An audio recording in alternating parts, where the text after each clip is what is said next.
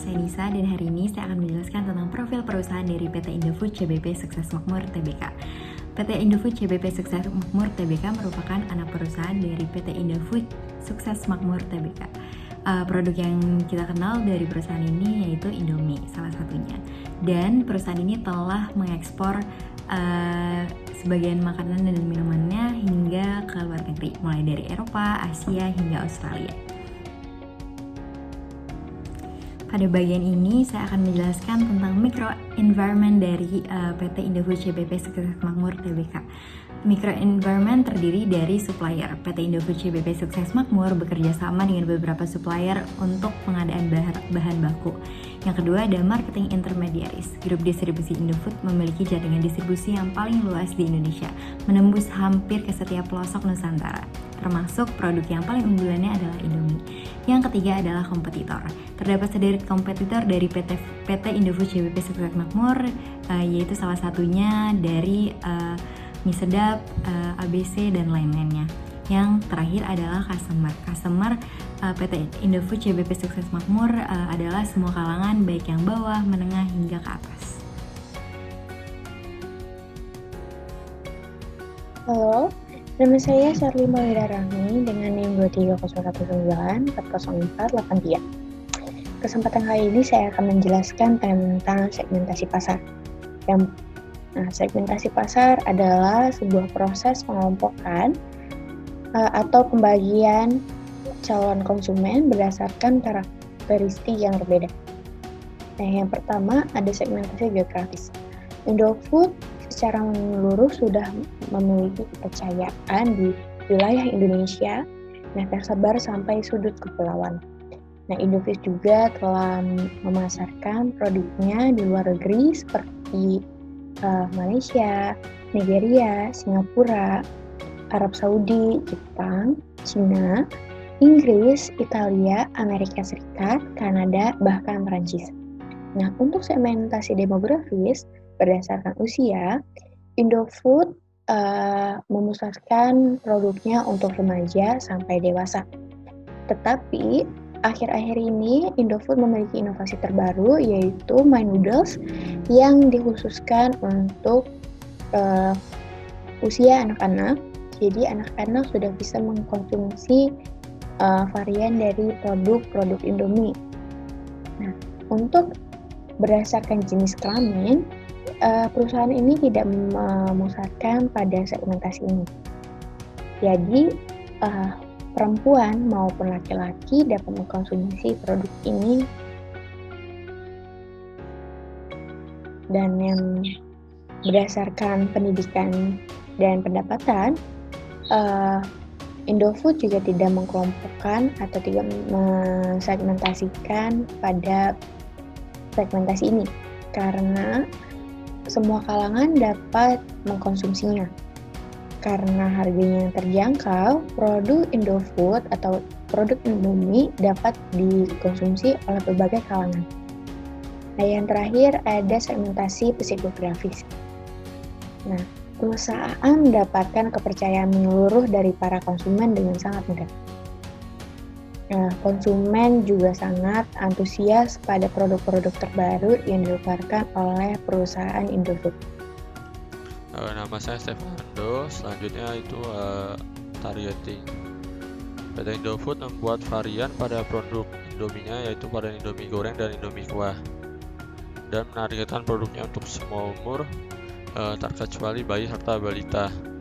Dan untuk produk Indomie My Noodles, perusahaan menargetkan produk tersebut untuk anak-anak. Seiring berkembangnya produksi mereka, perusahaan mengembangkan inovasi yang memiliki karakteristik yang berbeda-beda. Selanjutnya ada positioning. PT Indofood mempunyai produk Indomie yang merupakan produk asli Indonesia.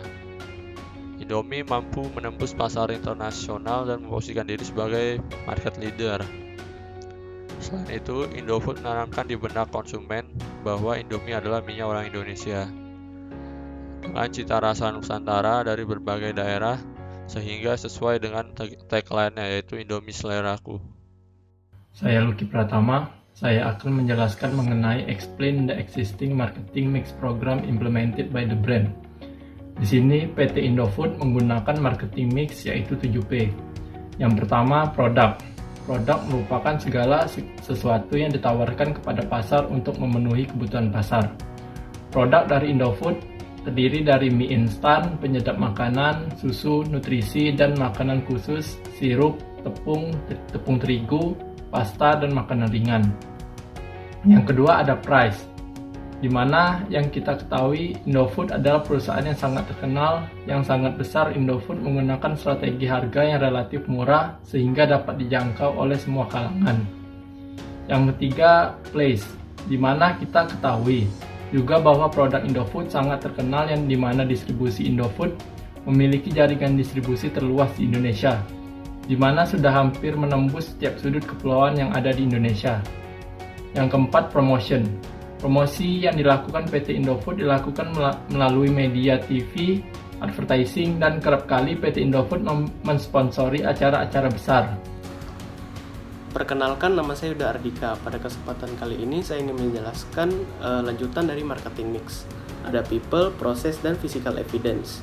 Di bagian people ini PT Indofood menjelaskan tentang tujuannya dengan menyediakan layanan seperti SPG untuk membantu para konsumen supaya tidak kebingungan saat memilih produk-produknya. Selain itu memberikan layanan penelpon atau SMS PT Indofood ini yang bebas pulsa. Kemudian di bagian proses, kemasan produk PT Indofood ini selalu tersegel rapih dan memiliki komposisi di setiap kemasannya. Selain itu juga ada tanggal kadaluarsa dari produk tersebut. Kemudian untuk menghasilkan produk ini dilakukan secara higienis melalui teknologi mesin dan tenaga kerja manusia yang sudah steril. Dan yang terakhir adalah physical evidence, di mana terdapat pabrik-pabrik, kantor perusahaan yang terletak kebanyakan di Jakarta, dan produk-produknya dapat kita lihat secara langsung melalui minimarket, supermarket, dan warung sekalipun. Perkenalkan, nama saya Alfredo Rivera, NIM saya 230185425, dan di sini saya akan menjelaskan apakah marketing mix dari PT Indofood sudah cocok dengan market needs-nya. Menurut kami, marketing mix PT Indofood ini sudah sesuai dengan market needs-nya.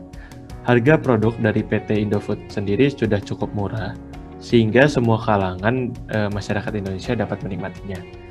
Produk makanan dari PT Indofood ini juga sangat digemari oleh masyarakat Indonesia dan mendapatkan feedback yang sangat baik dari masyarakat Indonesia. Produk dari PT Indofood ini dapat menyaingi bahkan melampaui para kompetitornya. Contohnya itu seperti Indomie. Produk ini itu dapat melampaui dan mengalahkan kompetitornya yang biasa kita sebut mie sedap. Selanjutnya adalah perbaikan marketing mix. Pada segmen produk mie, PT Indofood lebih berfokus kepada satu produk saja, yaitu Indomie. Sedangkan produk mie instan lainnya kurang diperhatikan dalam pengembangan produk dan kegiatan marketingnya. PT Indofood harus mulai memasarkan produk-produk mie instan lainnya secara agresif agar konsumen tidak merasa bosan karena hanya mengkonsumsi satu jenis produk mie instan saja yang rasanya cenderung monoton. Lalu marketing ini dapat membuat pelanggan menjadi lebih loyal terhadap produk-produk dari Indofood dan juga dapat meningkatkan jumlah penjualan produk mie instan lainnya. PT Indofood juga harus bisa mengidentifikasi apa saja barang yang diinginkan dan dibutuhkan oleh para konsumen agar kegiatan produksi di pabrik dapat dilakukan berdasarkan identifikasi tersebut. Kemudian dengan memproduksi barang-barang yang sesuai dengan target pasar, perusahaan dapat melakukan penjualan dengan jumlah yang lebih maksimal dan menghasilkan pendapatan yang lebih banyak.